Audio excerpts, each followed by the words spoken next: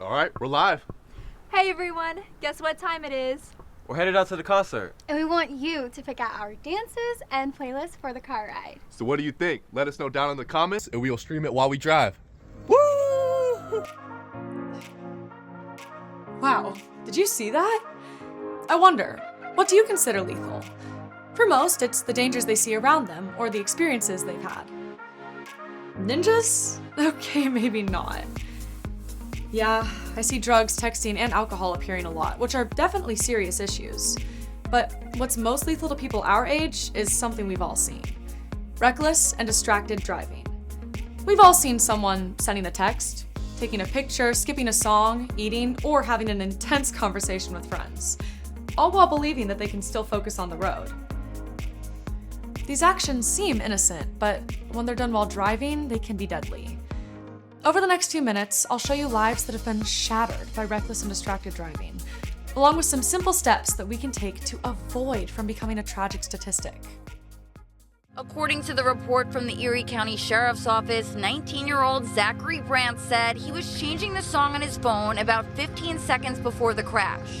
When he looked up, he realized he was in the other lane. He tried swerving left, but couldn't avoid the crash.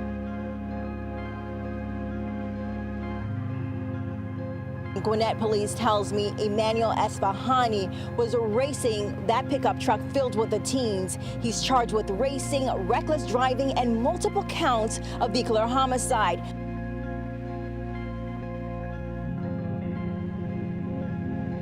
15-year-old Xavier Gray, 14-year-old Tydravius Dozier, and 16-year-old Zentavian Brown, all killed in a crash off of Georgia Highway 114 early Sunday morning when the car they were in lost control, went airborne, and hit an embankment.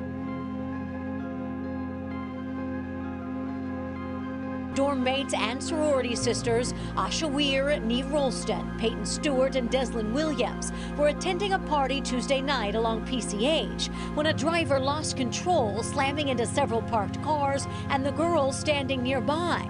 They all died on the roadway. A student athlete was tragically killed while riding his scooter to a football team meeting. Now, a candlelight vigil is being held right now at 10th and Reed, about 2 blocks from campus. That is the site where 18-year-old freshman running back Camden McWright lost his life just before dawn. 18-year-old now faces charges for killing 2 people walking in Fairfax County. Police say 18-year-old Usman Shadid was speeding, hit another car, which then hit the girls. When you drive, when you get behind the wheel, you're not only putting yourself at risk, but other people on the road and pedestrians as well.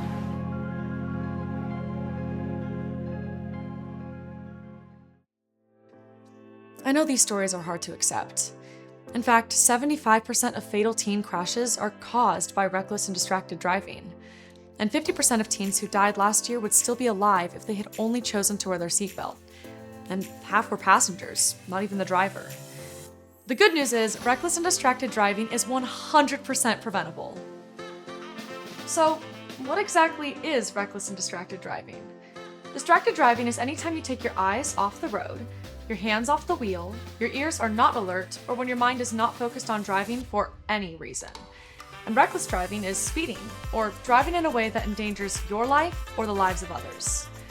So, what do you consider reckless and distracted driving?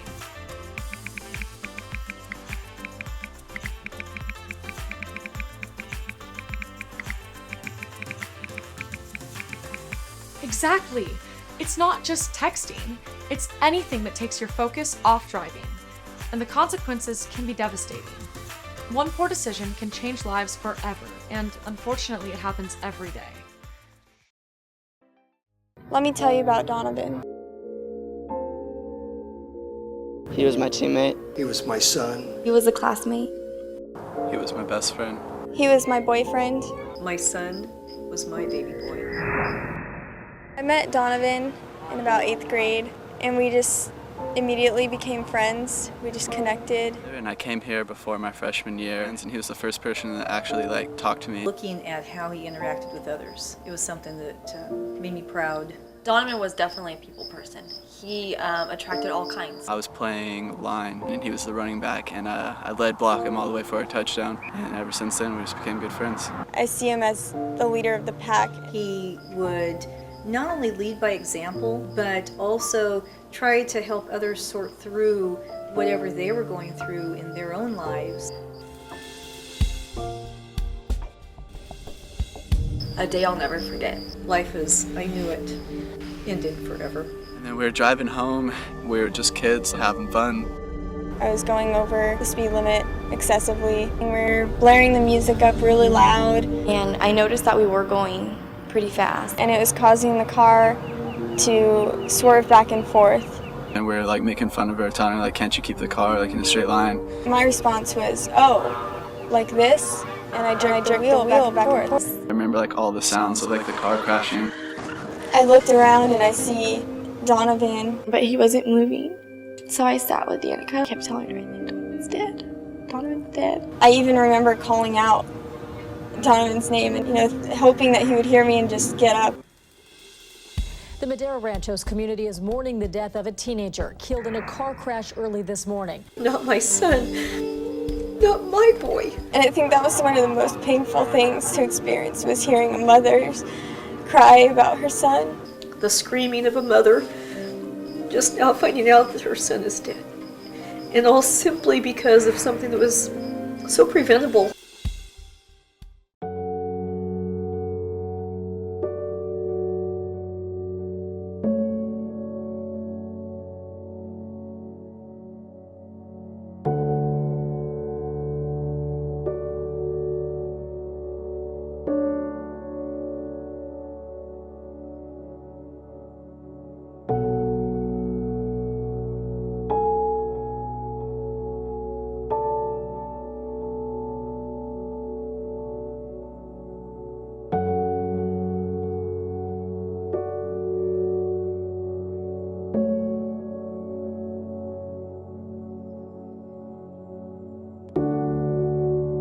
My life was shattered by distracted driving.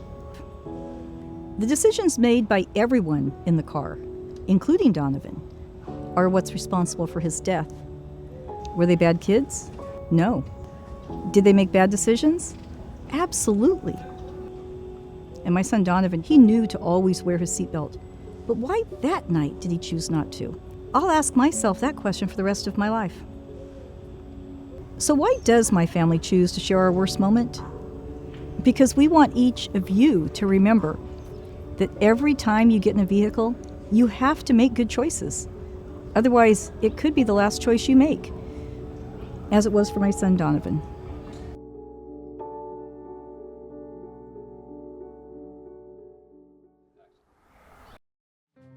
As hard as this is to see, it's important to know that together we have the power to change the statistics. We learned a lot today. Now, let's see if our friends have as well. Man, I never thought how simple decisions can be so lethal. I just thought we were having a good time. Just last week, my little brother almost got hit in the crosswalk by someone not paying attention. It was really scary. I think it's time we all rethink our drive. So, how do we make our ride both safe and fun? What do you think? Comment below. Set your phone to do not disturb. Passengers can be an extra set of eyes and ears. Put the distractions away. Make sure everyone is wearing seatbelts. Stop reaching for stuff. Passengers, don't be a distraction. Keep music to a reasonable level. Drive at a safe speed. Be aware of pedestrians, bicyclists, and scooter riders. Set up your playlist before you leave. Share the road safely. Be kind. Drivers and passengers need to pay attention and stay focused. It takes all of us, whether we are pedestrians, bicyclists, or scooter riders. And really, everyone has a role to play in making sure all of us get home safely.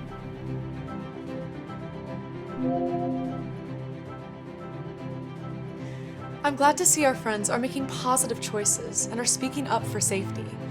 We have the power to stop one of the most lethal killers of young people, car crashes. Together, we can make our roadways safe for everyone.